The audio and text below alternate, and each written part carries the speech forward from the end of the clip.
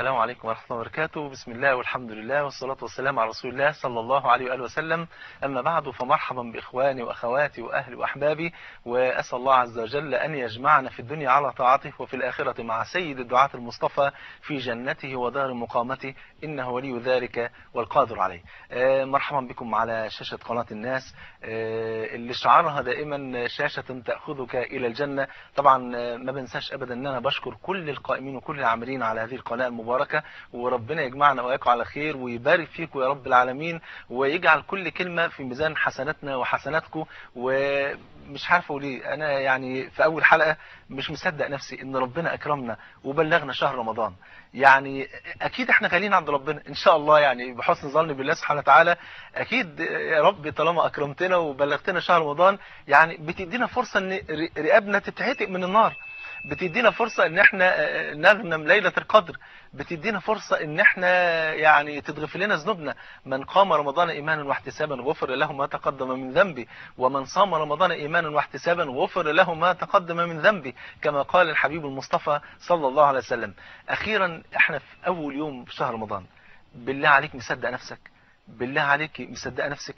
فاكرين رمضان اللي فات كنا لسه عاملين بنتكلم ونقول الحمد لله جه اول يوم في شهر رمضان، وبشوف شويتين 10 ايام عدوا وشويتين 20 يوم وشويتين، بقينا نذرف الدموع على مرور شهر رمضان. شهر عدى وخلص بسرعة، وده برضه احنا اول يوم وشويتين، وهنتكلم ونقول فات يا جماعة تلت رمضان، فات نص وفات تلتينه، خلص رمضان. وكل سنة وانت طيب. ربنا يجمعنا واياكم على خير. عايزين نلحق من النهارده عشان ما نندمش وما نتحسرش على كل لحظه عدت. عايزين نلحق ونجتهد والهمه تعلو، ونقول ان شاء الله هدفنا السنه دي ان شاء الله. مش عايز اقول لك الفردوس الاعلى، مش عايز اقول لك ان تتعتق رقابنا. طب اقول لكم على فكره جديده السنه دي. طب ما ايه رايكم تركيزنا كله السنه دي مش على اني افوز برمضان وبس، مش على اني يبقى ليله القدر وبس، مش على اني ابقى تتغفر ذنوبي وبس، مش على اني يعني افوز مثلا بالصيام والقيام والقران. ايه رايكم ما تيجي بقى نحدد هدف اكبر من كل ده؟ ايه ده؟ في اكبر من كل ده؟ اكبر من الفوز برمضان وليله القدر والكلام ده كله؟ لا لا، في حاجات اكتر بكتير. زي ايه؟ ما تيجي نركز على ان احنا نعمل حاجه نفوز من خلالها برضوان الله، ان ربنا يرضى عنا. ما اصل لو رضى عننا هيكرمنا دنيا واخره، ويقينا هو ربنا قالها هيقولها في الجنة إن شاء الله، يعني كما جاء في الحديث الذي رواه البخاري أن المولى عز وجل يطلع على أهل الجنة، ربنا يجعلنا وإياكم من أهلها يا رب، فيقول يا أهل الجنة هل رضيتم؟ فيقولون يا ربنا وما لنا لا نرضى وقد أدخلتنا الجنة وأنجيتنا من النار. فيقول جل وعلا ألا أعطيكم أفضل من ذلك؟ إيه رأيكم؟ في حاجة أحسن من كل ده؟ أحسن من كل ده؟ أحسن من كل ده، مع أن ربنا قال فمن زحزح عن النار وأدخل الجنة فقد فاز. فمن زحزح عن النار وأدخل الجنة فقد فاز وما الحياة الدنيا إلا متاع الغرور. في حاجة أعظم ده كله، قال أن أحل عليكم رضواني فلا أسخط عليكم بعده أبدا. الله، بقينا في أول يوم في رمضان، أخيرا اتسلسلت الشياطين، خلاص بقى نتنفس بقى، ندوق طعم وحلاوة الطاعة ولذة الإيمان وجمال القرب من الله سبحانه وتعالى. ذاق طعم الإيمان من رضي بالله ربا وبالإسلام دينا وبمحمد صلى الله عليه وسلم رسولا. ثلاث من كن فيه وجد بهن حلاوة الإيمان أن يكون الله ورسوله أحب إليه مما سواهما. أخيرا اتسلسلت، أخيرا اللي كانت تعبانة وطول السنة عمالين يعني خليها بينه وبينك بنتلاقي بيهم، أول ما نقع في مشكلة ولا في معصية أعوذ بالله من الشيطان هو اللي وقعني في المشكلة دي. لا، في رمضان بقى الموضوع بيتكشف، يعني لو عملت حاجة وحشة يبقى احنا اللي وحشين، صح ولا لا؟ لان هي دي المشكله ان الشيطان عايزك تقع في اي معصيه ايا كانت، انما نفسك تسول لك معصيه بعينها، هي دي لازم تنقح عليك على طول بايه؟ في المعصيه دي. اخيرا اتسلسلت الشياطين، خلاص بقيت حر. ما شاء الله، اتحرك بقى، اتنفس طعم الطاعه، دوق لذة الإيمان بفضل الله سبحانه وتعالى. هتعيش جنة الدنيا، هتعيش جنة الدنيا قبل جنة الآخرة، كما قال الإمام ابن تيمية رحمه الله رحمة واسعة إن في الدنيا جنة من لم يدخلها فلن يدخل جنة الآخرة. قيل ما هي يا إمام؟ قال إنها جنة الإيمان.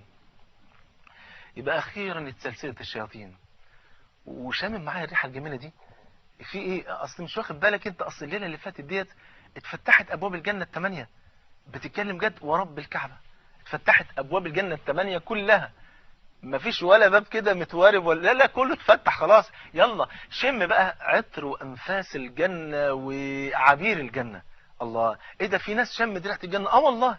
زي مين يعني؟ هذكر لك مثالين بساط كده. سيدنا انس بن النضر لما تخلف عن غزوة بدر لعذر مرض شديد كان نزل به، فقال والله لئن اشهدني الله مشهدا اخر ليرين الله مني ما اصنع.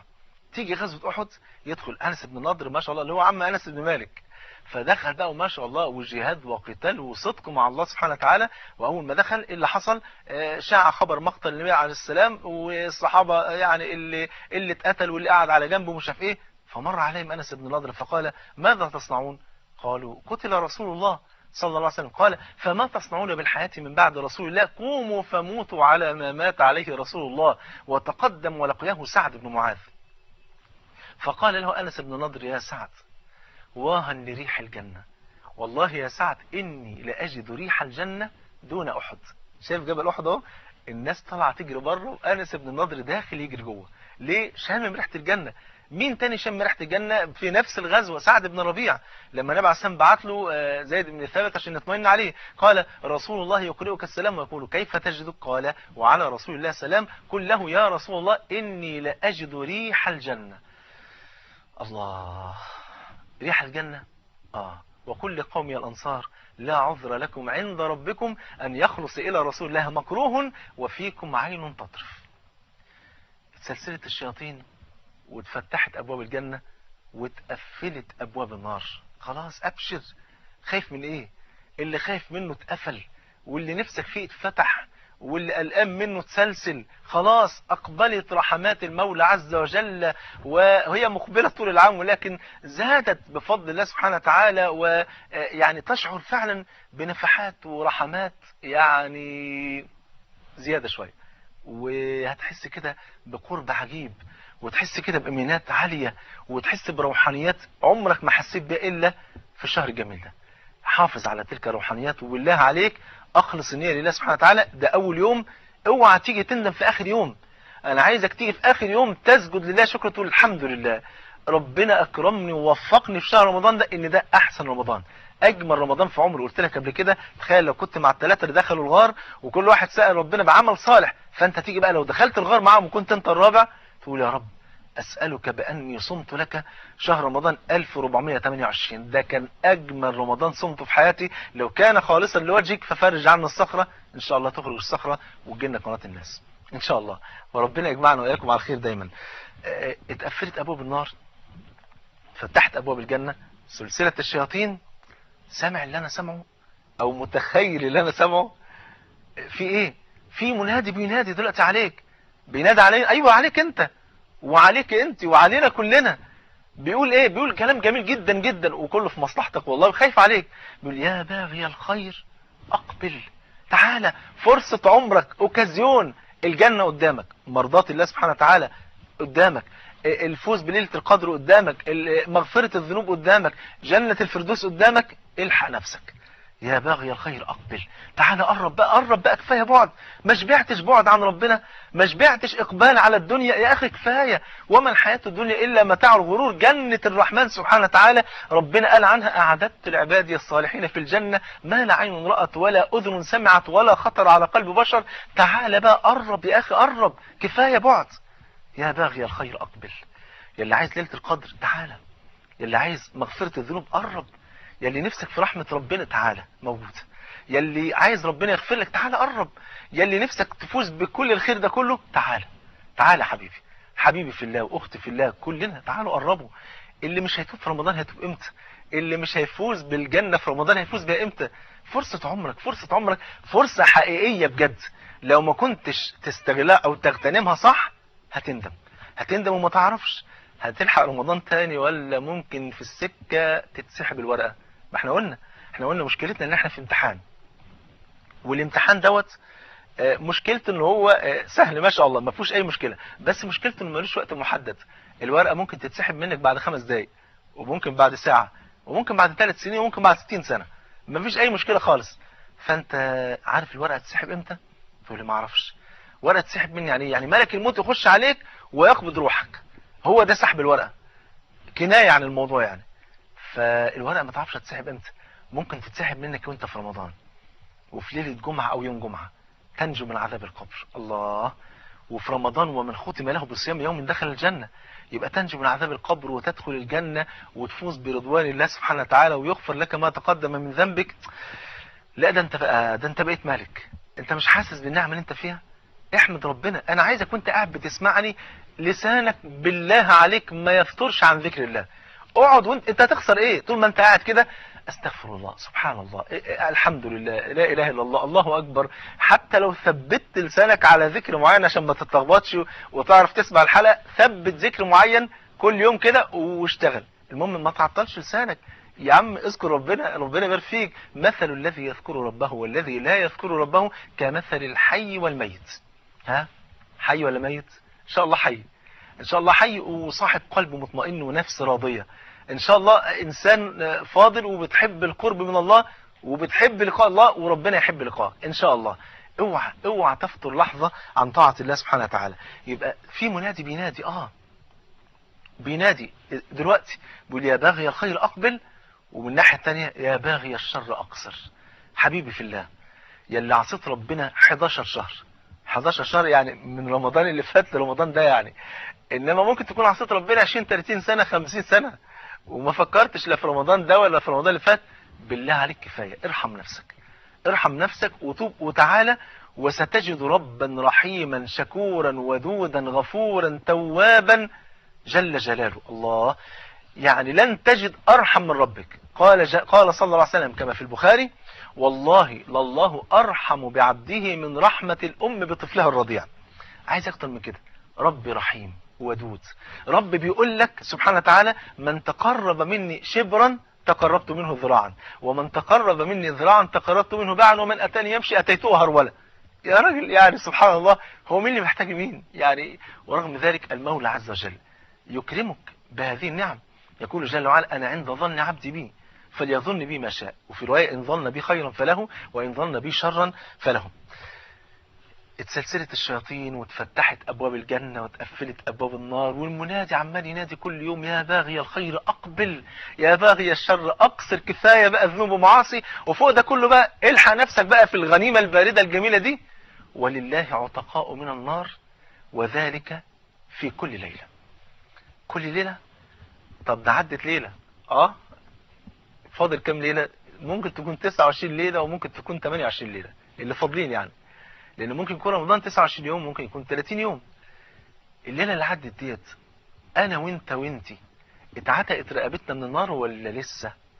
ممكن يكون وممكن يكون لا. نفترض انها لا، وبحسن ظن نقول لكن لو افترضنا انها لا، طب ليه ما تتعتقش رقبتك الليلة اللي جاية ديت؟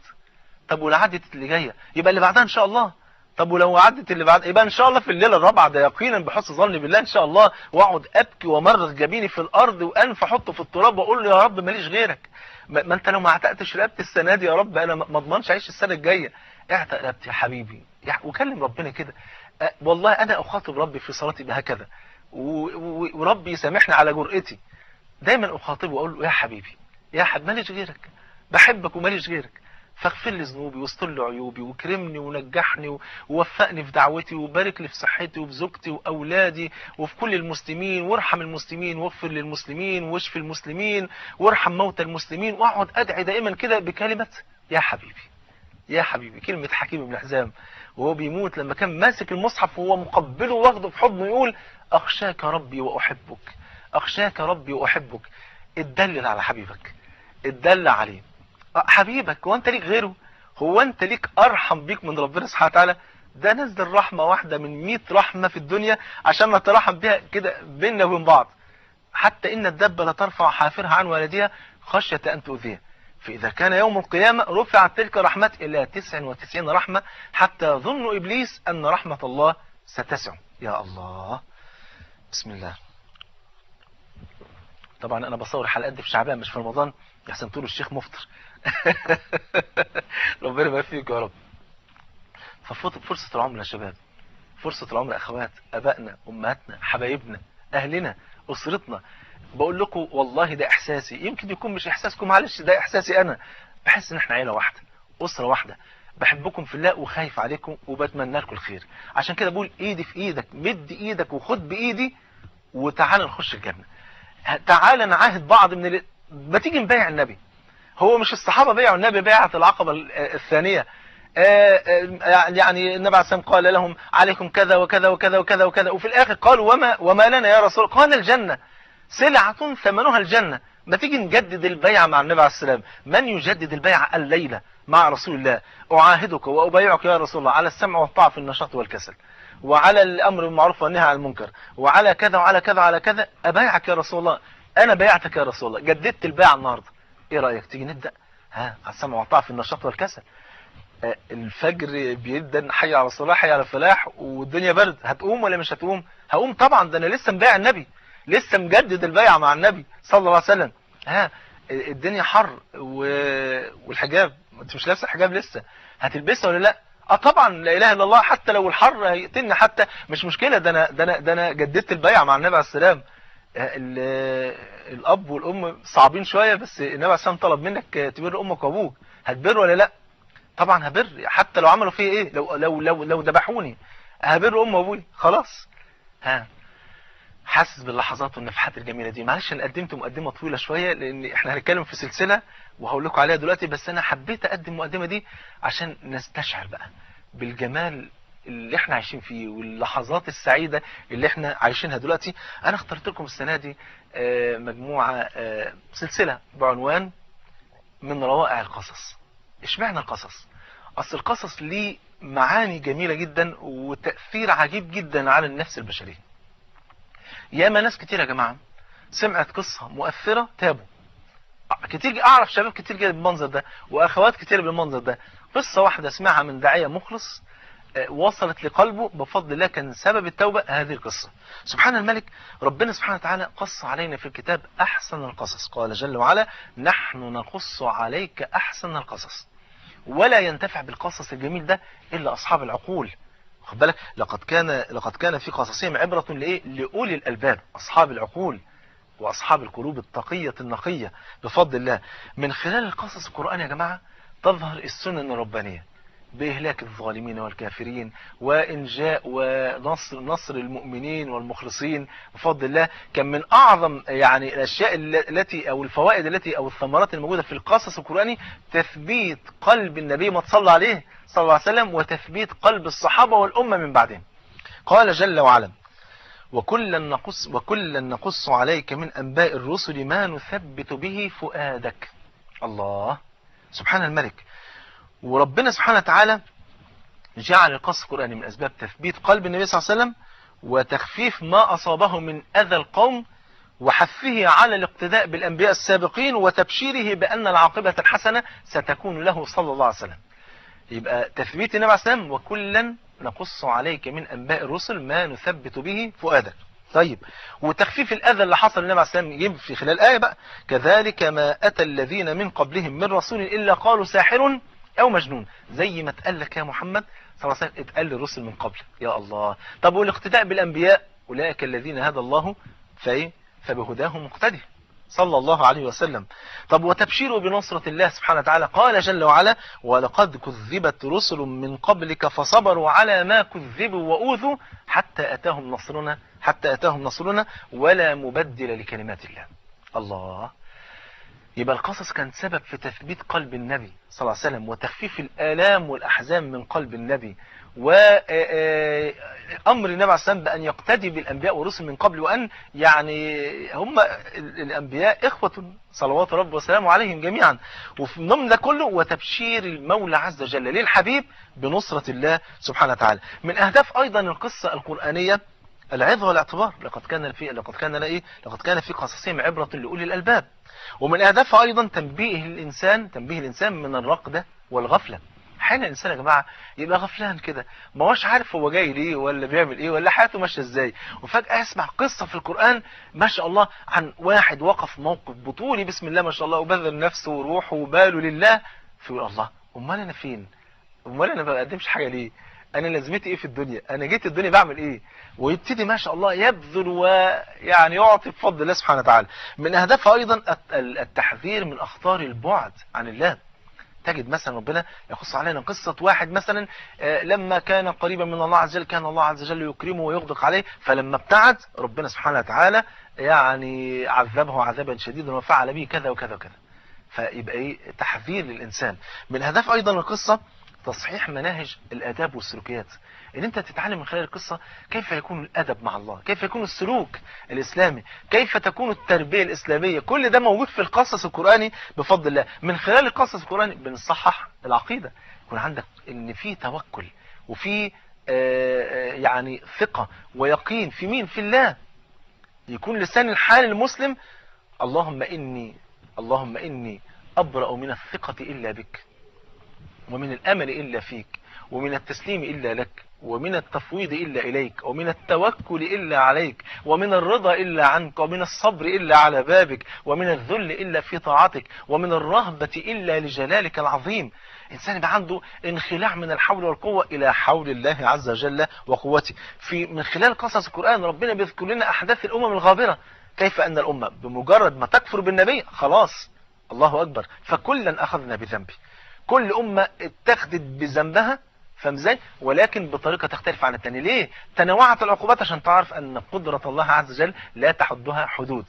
في قصص القرآن تشوف بقى صور لحسن خاتمة الأمم المؤمنة وسوء خاتمة الأمم الكافرة. عشان كده تعالوا نتعايش مع سلسلة من روائع القصص. والحقيقة أنا متعمد أن نبدأ من روائع القصص بقصة أصحاب الأخدود.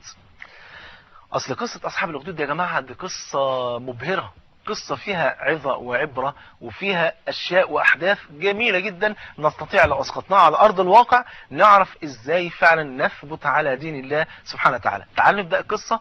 أول قصة نتعايش معاها، وممكن القصة تاخد معانا حلقة 2 3، وممكن قصة أصحاب الأخدود أنا محضر لكم 30 قصة، لكن ممكن القصة مثلا تاخد معانا قصة واحدة تاخد معانا 30 حلقة، ويبقى بقية الحلقات نقولها بعد كده إن شاء الله. لكن معانا مجموعة قصص أسأل الله عز وجل أن ينفعنا بها.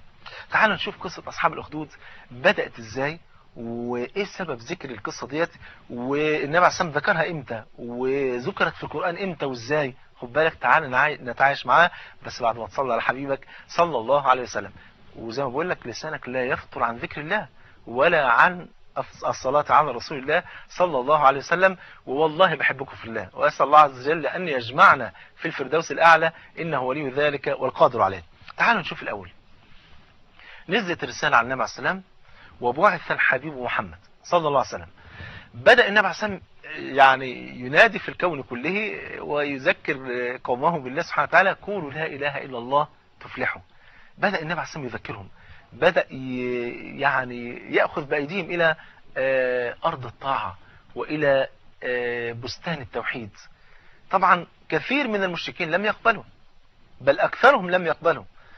وبدأ النبي عليه السلام يذكر ده ويعرف ده من هو الله، ويحببهم في الله، ويذكرهم بنعم الله وآلاء الله سبحانه وتعالى. فآمنت مع النبي صلى الله عليه وسلم ثلة ميمونة مباركة قليلة جدا، لكنها كانت هي الأعمدة التي حملت راية لا إله إلا الله وبلغت الإسلام للكون كله بفضل الله سبحانه وتعالى. أسلم مع النبي عليه السلام مجموعة بسيطة جدا، وعذبوا عذابا شديدا، عذاب لا تتخيله. قريش كلها اجتمعت بحدها وحديدها وخيلائها علشان تعذب أصحاب النبي صلى الله عليه وسلم. اسمع الحديث الذي رواه الحاكم بسند صحيح موقوف على عبد الله بن مسعود رضي الله عنه وارضاه أنه قال: أول من أظهر إسلامه 7. وخد بالك في فرق كبير جدا بين أول من أسلم وبين أول من أظهر إسلامه. يعني على سبيل المثال أول من أسلمت من النساء مين؟ أمنا خديجة، لكن أول من أظهرت إسلامها سمية أم عمار. واخد بالك؟ قال ابن مسعود: أول من أظهر إسلامه 7.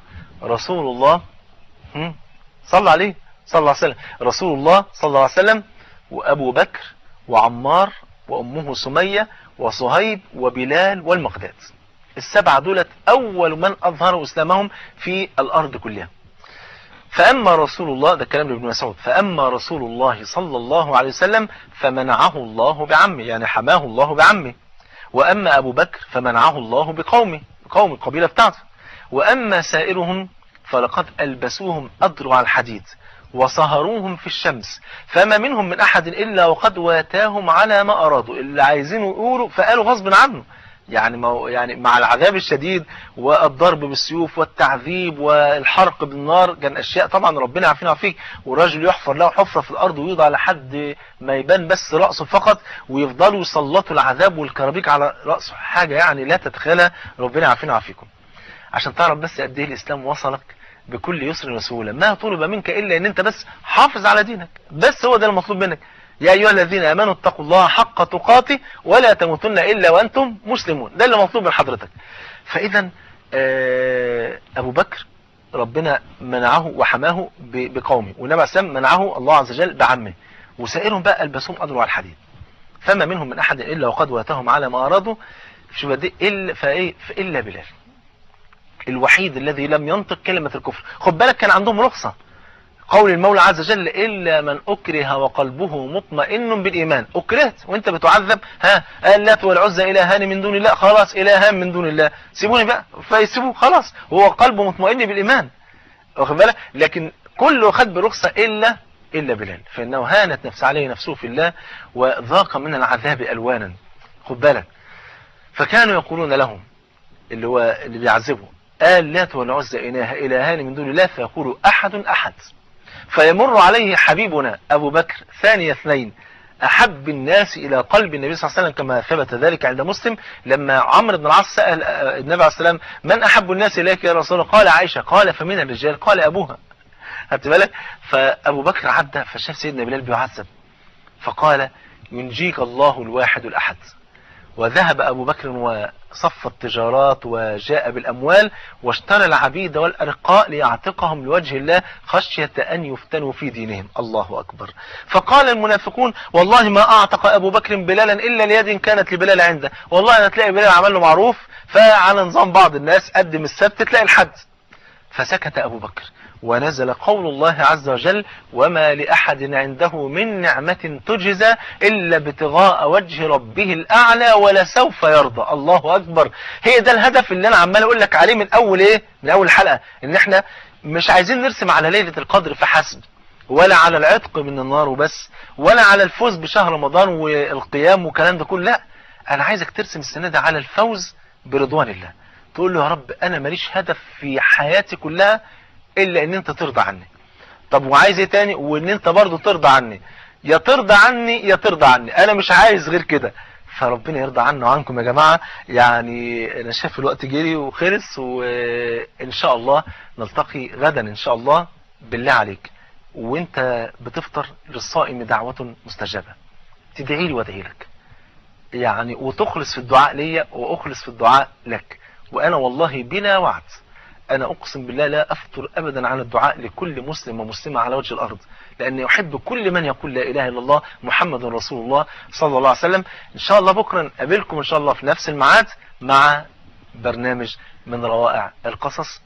يعني لا تنسوا التراويح، القرآن، ذكر الله، دعوة مستجابة. ادعي لنفسك وادعي لإخوانك في فلسطين وفي العراق، وادعي لأمة النبي محمد صلى الله عليه وسلم. ربنا يجمعنا وإياكم على خير. سبحانك اللهم وبحمدك أشهد أن لا إله إلا أنت أستغفرك وأتوب إليك. وصلى الله على نبينا محمد وعلى آله وصحبه وسلم. والسلام عليكم ورحمة الله وبركاته.